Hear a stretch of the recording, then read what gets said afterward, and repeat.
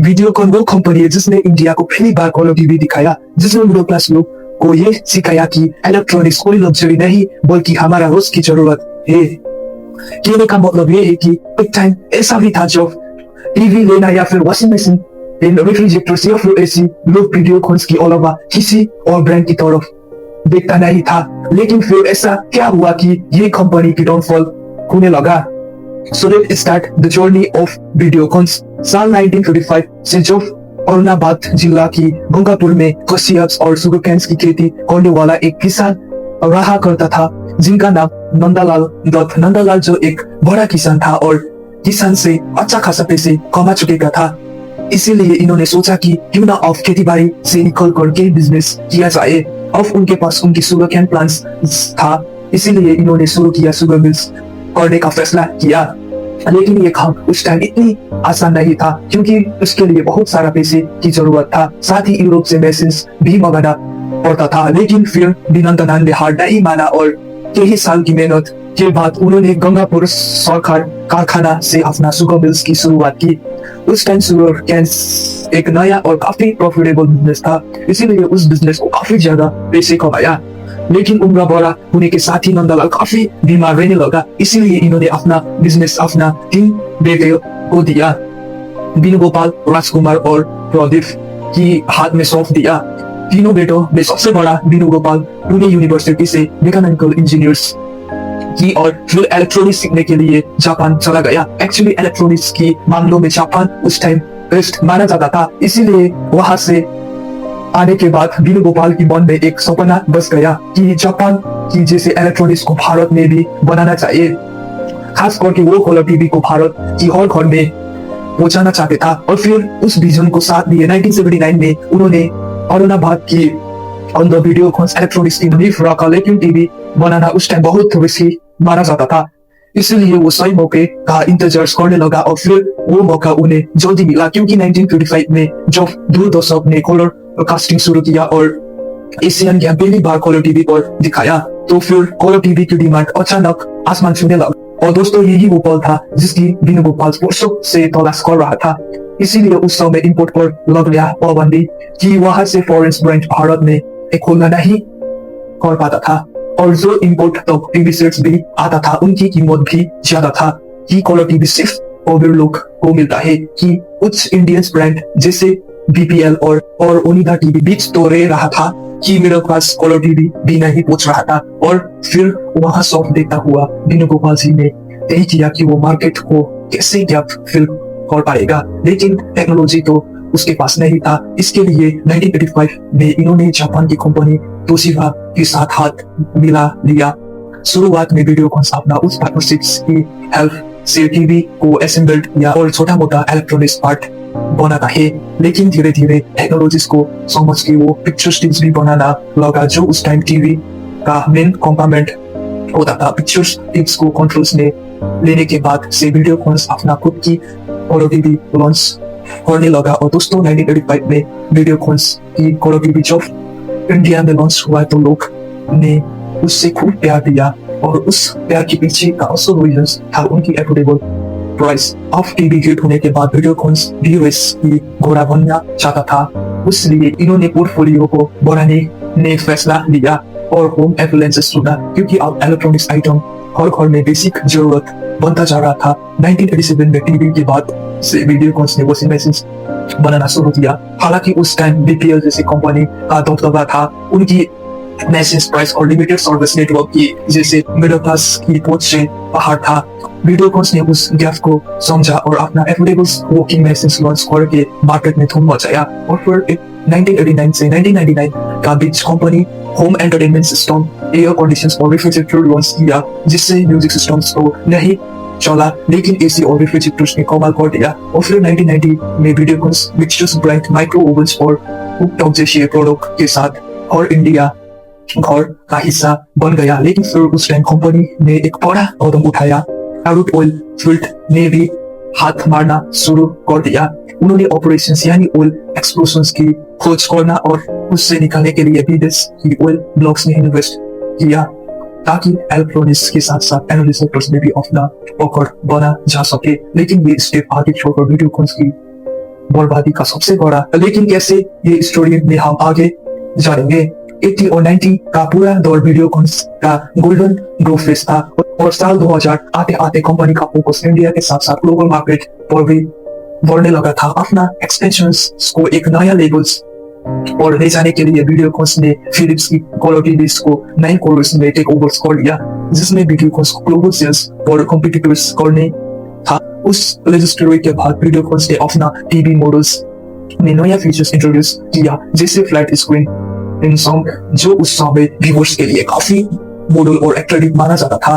उसके बाद आया 2005, जो वीडियोकॉन्स के लिए एक गेम चेंजिंग साल साबित हुआ, क्योंकि उस साल कंपनी रेफ्रिजरेटर्स और वॉशिंग मशीन्स के लिए फेमस इलेक्ट्रॉनिक्स इंडिया का 9% 35% स्टेक अकेले कॉल रहा था। साथ ही उस साल वीडियोकॉन्स ने थॉमस को भी एक्वायर कर लिया था, क्योंकि उस टाइम पिक्चर्स टेक्नोलॉजीज का ग्लोबल लीडर्स था। ये से कंपनी और भी बेटर क्वालिटी और एडवांस फीचर्स वाला टीवी लॉन्च करने लगा। 2000 से 2005 का ये दौर वीडियोकॉन्स के लिए सिर्फ प्रोजेक्ट नहीं बल्कि एक ग्लोबल रिकॉग्नाइज का फेस था, क्योंकि ये डिजी प्लान्स अब सिर्फ भारत के नहीं बल्कि इटालियन और मैक्सिकन जैसे इंटरनेशनल मार्केट में जगह बनाने में कामयाबी हो चुके थे। अब वही तो सब कुछ बहुत सही चल रहा था, लेकिन उसके बाद कंपनी ने कुछ ऐसा गलत कर दिया जिससे सब कुछ बदल गया और वीडियोकॉन्स को वहां से डाउनफॉल हुआ कि कंपनी बैंकरप्ट हो गया। 2007 के बाद वीडियोकॉन्स को लगने लगा था कि अब किसी भी सेक्टर्स में कदम में सक्सेसफुल हो सकता है, एंड ये सोच धीरे धीरे सबसे बड़ा गलत साबित हुआ। 2008 के आसपास जब भारत में मोबाइल सर्विस हो रहा था, तो वीडियोकॉन्स ने भी टेलीकॉम सेक्टर्स में एंट्री ली और उसने वीडियोकॉन्स की कम्युनिकेशंस लिमिटेड के नाम से अपना फोन सर्विस लॉन्च कर दिया। उसके लिए कंपनी ने 2G स्पीड लाइसेंस के लिए अप्लाई किया और पंजाब, महाराष्ट्र, गुजरात और बिहार जैसे सर्कुलर्स में अपना टेलीकॉम ऑपरेशन शुरू किया। साथ ही उन्होंने अपना फीबर्स भी लॉन्च किया, जिसकी प्राइस काफी अफोर्डेबल रखा गया और घर से और छोटी शहर में उनकी फोन काफी अच्छा खासा बिकने लगा। उस सक्सेस से इंस्पायर होकर वीडियोकॉन्स ने सोचा कि जब हम मोबाइल्स के साथ टेलीकॉम सर्विस भी दे रहा है, तो ना इसी तरह से DTH सर्विस भी दिया जाए। यही सोचकर 27 अप्रैल 2009 में वीडियोकॉन्स ने DTH सेक्टर्स में भी एंट्री लिया और वीडियोकॉन्स DTH की एंटरटेनमेंट किया गया। हालांकि उस समय डिक्स टीवी, टाटा स्काई और एयरटेल डिजिटल्स टीवी जैसे बड़ा प्लेयर भी मौजूद था, लेकिन वीडियोकॉन्स ने अपना एंटीना को खास बना के उस लो ड्रम वाली बैग्स और चैनल्स की ज्यादा ऑप्शंस दी, जिस वजह से छोटा शहर और गांव में वीडियोकॉन्स B2S तेजी से पॉपुलर होने लगा। उसके साथ ही वीडियोकॉन्स ने 2010 में अपना पहली स्मार्टफोन लॉन्च करके एक और नया फील्ड में पैर जमाना शुरू कर दिया, क्योंकि कंपनी के सिर्फ फीचर्स तक सीमित नहीं रहना चाहते थे। उस टाइम सबको ये लग रहा था कि ये नया बिजनेस वीडियोकॉन्स देश की सबसे बड़ा कंपनी बन देगा, लेकिन कुछ समय के बाद से ये बिजनेस यानी कि टेलीकॉम्स, DTH और स्मार्टफोन बहुत डिजास्टर साबित हुआ। तो चलिए सबसे पहले हम बात कर लेते हैं उस टेलीकॉम्स बिजनेस की। एक्चुअली हुआ ये कि 2G लाइसेंस खरीदने में कंपनी बहुत बड़ा पैसे लगाया और उसके साथ ही नेटवर्क स्टार्टअप्स और ऑपरेशंस ने भी बड़ा इन्वेस्टमेंट किया, लेकिन 2G बड़ा फंड्स लगाने चाहते था। 2012 में सुप्रीम कोर्ट ने 2G स्पेक्युलर्स को इलीगल स्पेक्युलर्स कर दिया और वीडियोकॉन्स टेलीकॉम्स की लाइसेंस भी कैंसिल कर दिया गया, क्योंकि ये लाइसेंस बिना किसी ट्रांसपोर्टिंग प्रोसेस के बावजूद कम कीमत पर बांट दिया था। उस तरह से वीडियोकॉन्स को टेलीकॉम सेक्टर्स में करोड़ों रुपया का नुकसान हुआ, जिसने कंपनी को फाइनेंशियली काफी कमजोर कर दिया। दूसरी तरफ अगर हम स्मार्टफोन की बिजनेस की बात करें तो इसी लॉस के टाइम और ही वीडियोकॉन्स अपना नया एंड्रॉइड स्मार्टफोन्स लॉन्च कर रहा था। कंपनी ने यूथ को अट्रैक्ट करने के लिए रितेश को अपना ब्रांड एम्बेसडर बनाया और ये फैसला काफी सही साबित हुआ, क्योंकि शुरुआत की दौर में फोन को काफी अच्छा रेस्पॉन्स मिला, लेकिन जब ये हालत बदलने लगा और लोग ने वीडियोकॉन्स की स्मार्टफोन खरीदना तो दूर उनकी तरफ देखना भी बंद कर दिया। एक्चुअली 2013-14 की उस दौर पे इंडियन मार्केट की अंदर माइक्रोमैक्स, लावा और कार्बन जैसे देसी ब्रांड्स और पैर पहुंचा चुके थे और साथ ही कई सारा चाइनीज कंपनी भी जैसे सोनी, वीवो और ओप्पो भी इंडिया में एंट्री ले चुके थे। जियो ने बहुत लो प्राइस और हाई सर्विस स्मार्टफोन मार्केट में उतारा और जिसकी वजह से ये मार्केट इतनी ज्यादा कॉम्पिटिटर्स और एजेंसी बतला कि वीडियोकॉन उस वक्त मैच नहीं कर पा रहा था। वही तब की लॉस रिकवर करने के लिए कंपनी ने 16 मार्च 2016 को अपना टेलीकॉम बिजनेस BATS को बेच दिया। और ये सिर्फ इतना भी नहीं, यानी कि DTH वाला कार्बन्स भी अच्छा नहीं रहा था, क्योंकि उसका पूरा स्ट्रक्चर तैयार करना और फिर उसकी मेंटेनेंस करना बहुत ही मुश्किल था। ऊपर से कॉम्पिटिशन भी खुद तेज हो गया था। टाटा स्काई ने अपना प्रीमियम सर्विस और हाई डेफिनेशन कंटेंट की जरिए बड़ा शहर में कस्टमर को अपनी तरफ खींच लिया था। एयरटेल ने भी अपना टेलीकॉम सर्विस पर DTH को मिलाकर कॉम्बो प्लान्स पेश किया था, जो कि लोग को ज्यादा वैल्यूएबल लगा। जब वीडियोकॉन के पास वैसे कोई भी इंटीग्रेटेड इको सिस्टम नहीं था, ऊपर से बैक कस्टमर सपोर्ट ने राह कसर पूरी कर दी। और आखिर 2016 में वीडियोकॉन ने अपना लिमिटेड बिजनेस बेचने के लिए डिज्नी टीवी के साथ ये हो गया। लेकिन दोस्तों, कंपनी को सबसे बड़ा झटका तब लगा जब वीडियोकॉन अपना सबसे मौजूद सेक्टर्स यानी कि कंज्यूमर इलेक्ट्रॉनिक्स में भी पिछड़ने लगा। दरअसल असल में 2010 के आसपास कंज्यूमर और आपस इलेक्ट्रॉनिक्स मार्केट तेजी से बदल रहा था। पुराना मोटो CTR टीवी की जगह LCD और LED टीवी में भी लिया था, क्योंकि स्टाइलिश स्लिम होने के साथ साथ एनर्जी एफिशिएंसी भी था। अब शुरुआत में तो वीडियोकॉन उस टाइम में होता, और लेकिन कुछ समय के बाद से यानी डिजाइन और टेक्नोलॉजीज में भी उठा रह गया, क्योंकि कंपनी के पास पैसे और ध्यान दोनों में ही अलग अलग बिजनेस में बांट चुके था। उस वजह से ना तो नया प्रोजेक्ट पर ठीक से ध्यान हो पा रहा था और न ही रिसर्च में कोई इन्वेस्टमेंट हुआ। दूसरी तरफ उसकी कॉम्पिटिशन जैसे सैमसंग, LG, सोनी लगातार नया मॉडल्स और एडवांस फीचर्स मार्केट में लेता रहा, जिससे कुछ ही साल में वीडियोकॉन इससे बहुत ज्यादा पीछे गया और लोग को ये एक पुराना और कमजोर ब्रांड लगने लगा। जो कंपनी हर घर की सबसे भरोसा ब्रांड था, उसकी इमेज अब पूरी तरह से खराब हो चुकी थी।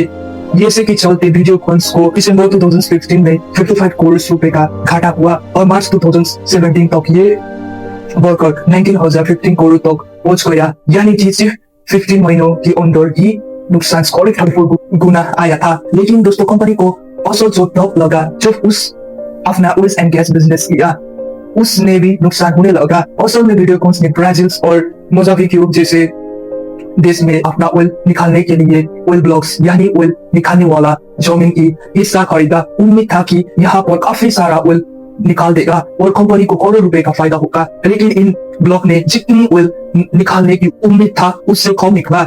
इसके अलावा कुछ जगह पर तो रिसर्च हो रहा है। अब वीडियोकॉन इन प्रोजेक्ट के लिए करोड़ों रुपया का लोन लिया था, लेकिन कमाई कम होने की वजह से ये लोन चुकाने भी मुश्किल हो गया है। उसमें धीरे धीरे ये खर्च इतनी ज्यादा बढ़ गया कि कंपनी का पूरा कैश फ्लो हिलने लगा। मुखबिर वहां पर खत्म नहीं हुआ। सरकार ने भी वीडियोकॉन से रकम की मांग करने लगा, जो कि कंपनी को ऑयल बेचने के बाद चुकाना था, लेकिन बार बार मना करने के बाद भी जो वीडियोकॉन ने पैसे नहीं भरा, तो उस समय की पेट्रोलियम मिनिस्ट्री ने सीधा सुप्रीम कोर्ट में केस फाइल कर दिया, जहां कंपनी से लगभग $5.5 मिलियन चुकाने के लिए कहा गया कि ये सब रीजन से कंपनी के फाइनेंशियल कंडीशंस हलने लगा। खर्च बढ़ता हुआ, इंटरेस्ट और गिरता हुआ सेल, इन सब की मिलाकर वीडियोकॉन को ऐसा जोखिम में डाल दिया जहां से निकलना नामुमकिन था।